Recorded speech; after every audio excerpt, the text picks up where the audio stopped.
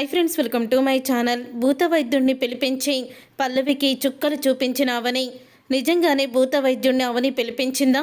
మరి పల్లవి బండారం బయటపడబోతుందా అనేది ఈ వీడియోలో తెలుసుకుందాం. అక్షయ్ అయితే రాజేంద్ర ప్రసాద్ని చూసి బాగా కుమిలిపోతూ ఉంటాడు. మావయ్య గారు నిన్న చూశారు కదా, లేచి నిలబడబోయారు. అలాగే మావయ్య గారు ఏదో ఒక రోజు స్పృహలోకి వస్తారు, ఖచ్చితంగా మన మధ్య మామూలుగా తిరుగుతారు అని అంటూ ఉంటుంది అవని. తర్వాత ఇక అవని అయితే పల్లవి దగ్గరికి వెళ్తుంది. పల్లవి దగ్గరికి వెళ్ళి అవని ఇలా అంటూ ఉంటుంది, మావయ్య గారు నిన్ను చూసి నిన్న ఎందుకు అంత కంగారు పడిపోయారు? నిన్ను చూసి కోపంగా ఏకంగా కుర్చీలో నుంచే బలవంతంగా లేవబోయారు కూడా. డాక్టర్ గారు అన్నారు, మావయ్య గారికి ఇష్టం లేని వాళ్ళు, అలాగే ఎవరైనా ఇష్టం లేని వాళ్ళు పట్టుకున్నా, ఇష్టమైన వాళ్ళు పట్టుకున్నా సరే అలాగే రియాక్ట్ అవుతారని డాక్టర్ గారు చెప్పారు. ఇంత సంతోషంగా చూసుకుంటూ ఉన్నాం, కనీసం రియాక్ట్ అవని మావయ్య నువ్వు కనిపించేసరికి కోపంతో రగిలిపోతున్నారు. నీ చేతి స్పర్శ తగిలేసరికి పైకి లేచి కూడా నుంచోబోతున్నారు అని అంటూ ఉంటుంది అవని. అయితే అంటే నీ ఉద్దేశం ఏంటి? మావయ్య గారికి నా మీద ఏమన్నా కోపం ఉందనా అని అంటూ ఉంటుంది పల్లవి. మావయ్య గారు నీ గురించి ఏమనుకుంటున్నారో, ఏం జరిగిందో మొత్తం బయటకు వస్తుంది. నిజం ఎన్ని రోజులు దాగదు కదా. ఆ రోజు నా కుటుంబాన్ని నాశనం చేయాలని మీ నాన్న కంకణం కట్టుకున్నాడు. చివరికి ఏమైంది? నిజం బయటపడింది, మీ నాన్న జైలుకి వెళ్ళాడు అని అంటూ ఉంటుంది అవని. అయితే అప్పుడు ఇక పల్లవి అయితే మా నాన్న ఎలాగైతే జైలుకి వెళ్ళాడో అలాగే తిరిగి వస్తాడు, గుర్తుపెట్టుకో అని అంటూ ఉంటే, మీ నాన్న ఎలాగైనా బయటికి వస్తాడు, నేను దాన్ని ఒప్పుకుంటాను, తరువాత జైలుకి వెళ్ళేది నువ్వే కదా అని అవని అంటుంది. నేను జైలుకి వెళ్ళడం ఏంటి? నేనేం తప్పు చేశాను అని అంటూ ఉంటుంది పల్లవి. మీ నాన్నకన్నా 4 ఆకులు ఎక్కువే చదివావు నువ్వు. ఏం చేసావో, నువ్వు జైలుకి ఎందుకు వెళ్తావో ముందు ముందు నీకే తెలుస్తుంది అని అంటూ ఉంటుంది అవని. కొంపదీసి మావయ్య గారిని పైనుంచి తోసేసింది నేనే అని అవనికి డౌట్ వచ్చిందా? అందుకే నేను జైలుకి వెళ్తానంటుందా అని అంటూ ఉంటుంది పల్లవి. తర్వాత ఇక పల్లవి అయితే చాలా టెన్షన్ పడుతూ వెంటనే చక్రధర్కి ఫోన్ చేస్తుంది. డాడీ, అసలు ఈ అవని ఎలా మాట్లాడుతుందో తెలుసా అని అంటూ ఉంటుంది. ఏంటమ్మా నువ్వు? అర్ధరాత్రి అపరాత్రి లేదా? నిద్రపోతున్నాను, సంతోషంగా పడుకోనివ్వవా అని అంటూ ఉంటాడు చక్రధర్. అయితే అసలు ఇంత గొడవ మధ్య నీకు ఎలా నిద్రపడుతుంది డాడీ? ఆ జైల్లో ఎలా నిద్రపోగలుగుతున్నావు అని అంటూ ఉంటే, రోజు కూడా నిద్రపోకుండా ఉండలేము కదమ్మా. ఇంకా జైలు అన్నా ఏదైనా నిద్ర వచ్చిందంటే ఇక ఏదైనా ఒకటే, అలా నిద్రపోతుమే అని అంటూ ఉంటాడు చక్రధర్. తర్వాత ఇక అవని అయితే, అది కాదు డాడ్, అసలు ఏం జరుగుతుందో నాకు కూడా భయమేస్తుంది అని అంటూ ఉంటే, నువ్వేమీ భయపడుకో, చెప్పాను కదా అమెరికా నుంచి కొన్ని రోజుల్లో నా స్నేహితుడు వస్తున్నాడు, ఖచ్చితంగా నన్ను విడిపిస్తాడు, ఈలోగా నువ్వు జాగ్రత్తగా ఉండు, నిజం బయటపడకుండా, అంతే, ప్రతిసారి ఇలా ఫోన్ చేసి విసిగించుకో అని పెట్టేస్తాడు చక్రధర్. అయితే అసలు అవని నన్నేం చేయగలదు? ఎత్తుకు పై ఎత్తు నేను వేస్తాను, అవని నన్నేమీ చెయ్యలేదు అని అనుకుంటూ ఉంటుంది పల్లవి. ఉదయం అవ్వంగానే అప్పుడే ఇక పల్లవి అయితే చెప్తూ ఉంటుంది భానుమతితో, మన ఇంట్లో ఏదో నరదృష్టి ఎక్కువగా ఉన్నట్టుంది నాకు అనిపిస్తుంది అమ్మమ్మ గారు, అందుకని భూత వైద్యుడిని పిలిపిస్తున్నాను అని అంటూ ఉంటుంది అవని. భూత వైద్యుడినా? అవును, మావయ్య గారి మీద ఏదైనా చెడు దృష్టి ఉన్నా, ఎవరైనా మావయ్య గారికి ఇలాగా ఏమీ కూడా పని చేయకూడదని చేతబడి లాంటిది ఏమన్నా చేసినా సరే ఖచ్చితంగా అతను కనిపెట్టేస్తాడు. ఇక అతను కనిపెట్టేసి మావయ్య గారికి నయమయ్యేలా చూస్తాడు అని అంటూ ఉంటుంది. సరేనమ్మా, నీ ఇష్టం, ఏదోటి చేసుకో, నా కొడుకు లేచి నడవాలంతే అని అంటూ ఉంటుంది. సరే అమ్మమ్మ గారు, ఫోన్ చేస్తాను వచ్చేమని అని ఫోన్ అయితే చేస్తుంది. అతనైతే బయలుదేరుతాడు. ఇక అందరూ కూడా హాల్లో నుంచొని ఉంటారు. అప్పుడు ఇక అడుగుతూ ఉంటుంది భానుమతి, ఏమే అవని, వాడు ఇంకా రాలేదేంటి అని అంటూ ఉంటే, ఎవరమ్మమ్మ, ఎవరి కోసం ఎదురు చూస్తున్నారు అని అడుగుతూ ఉంటుంది పల్లవి.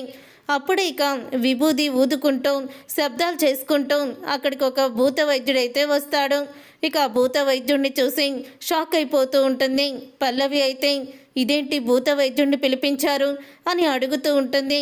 ఇంటికి పట్టిన శని దరిద్రం, ఎవరైతే మావయ్య గారికి కీడు చేయాలనుకుంటున్నారో, ఎవరైతే ఈ కుటుంబ నాశనాన్ని కోరుకుంటున్నారో వాళ్ళెవరో ఆయన కనిపెడతాడు, కనిపెట్టి వాళ్ళకి తగిన బుద్ధి చెప్తాడు అని అంటూ ఉంటుంది. అవని అయితే అయినా కడుపుతో ఉన్న శ్రేయ ఉండగా ఇలాంటి భూత వైద్యుల్ని లోపలికి తీసుకురావడం ఏంటి? ఏంటి శ్రేయ, నువ్వన్నా నీకు చెప్పాల్సిన అవసరం లేదా అని అడుగుతూ ఉంటే, నేను చెప్పలేదు, మావయ్య గారికి నయం అవడమే నాకు కావాలి. ఈ రోజుల్లో కూడా ఇలాంటి నమ్మకాల్ని నేను నమ్మను, కానీ మావయ్య గారి గురించి తప్పదు. ఇక నా కడుపు గురించి అంటావా? ఏమీ కాదులే, నువ్వు కంగారు పడుకో అని శ్రేయ అంటూ ఉంటుంది. అందరూ కూడా ఒప్పుకున్నట్టున్నారు, ఎలాగైనా సరే దీన్ని ఆపాలి అని అనుకుంటూ ఉంటుంది. పల్లవి అయితే ఇక ఇంట్లోకి అయితే వస్తాడు.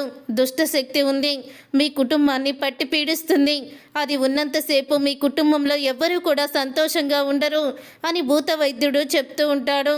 మరి దీనికి పరిష్కారం ఏంటి స్వామి అని అడుగుతూ ఉంటుంది పార్వతి.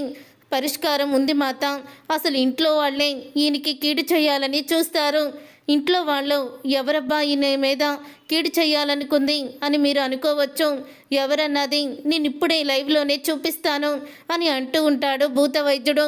అప్పుడు ఇక ఇంగో ఒక్కొక్కరు ఒక్కొక్క నిమ్మకాయని తీసుకోండి అని అంటూ ఉంటాడు.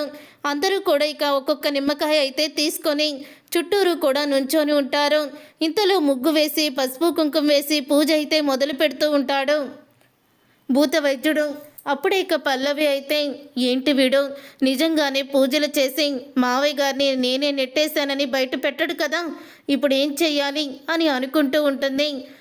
పల్లవి అయితే తర్వాత ఇక ఎవరి చేతుల్లో ఉన్న నిమ్మకాయని వాళ్ళు కొయ్యండి అని అంటూ ఉంటాడు. అప్పుడే ఒకరి తర్వాత ఒకళ్ళు ఇక నిమ్మకాయ అయితే కోస్తూ ఉంటారు. ఇక చన్నకి సందేహం ఆగని పల్లవి అయితే ఈ నిమ్మకాయలు కొయ్యడం వల్ల లాభం ఏంటి అని అడుగుతుంది. ఈ నిమ్మకాయలు కోయడం వల్లే అసలు ఈయనకి నరదృష్టి ఎవరు పెట్టారో తెలిసిపోతుంది అని అంటూ ఉంటాడు.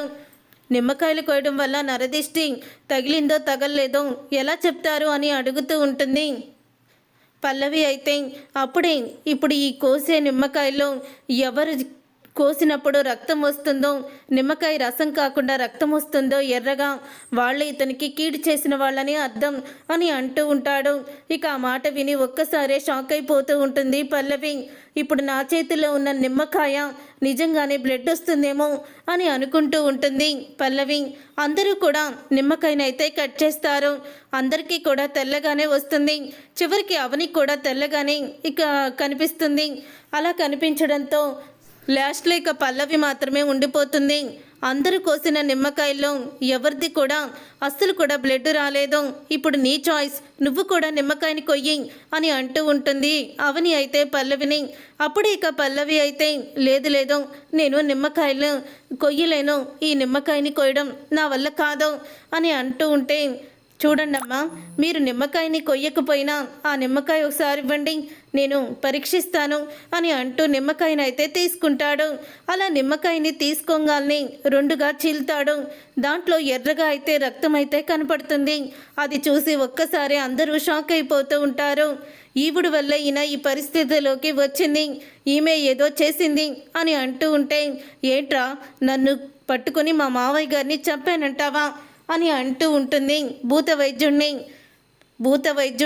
నువ్వు నన్ను అవమానిస్తే మళ్ళీ నీకు అనుకున్నది జరగదు, గుర్తుపెట్టుకో అని అంటూ ఉంటాడు భూత వైద్యుడు. నిన్నేంట్రా నమ్మేది అని భూత వైద్యుడిని బయటికి నెట్టేస్తుంది. చూసారుగా ఫ్రెండ్స్, రాబోయే కథలో ఖచ్చితంగా ఇలాగే జరగబోతుంది. మరి ఇలాగే జరగాలని మీరైతే కోరుకుంటున్నారా? అయితే వీడియోని తప్పకుండా లైక్ చేసి ఛానల్ని సబ్స్క్రైబ్ చేసుకొని పక్కనే ఉన్న గంట సింబల్పై ఆల్ని క్లిక్ చేయండి. అప్పుడే మేము పెట్టే ప్రతి వీడియో మీరు మిస్ కాకుండా చూసేవచ్చు.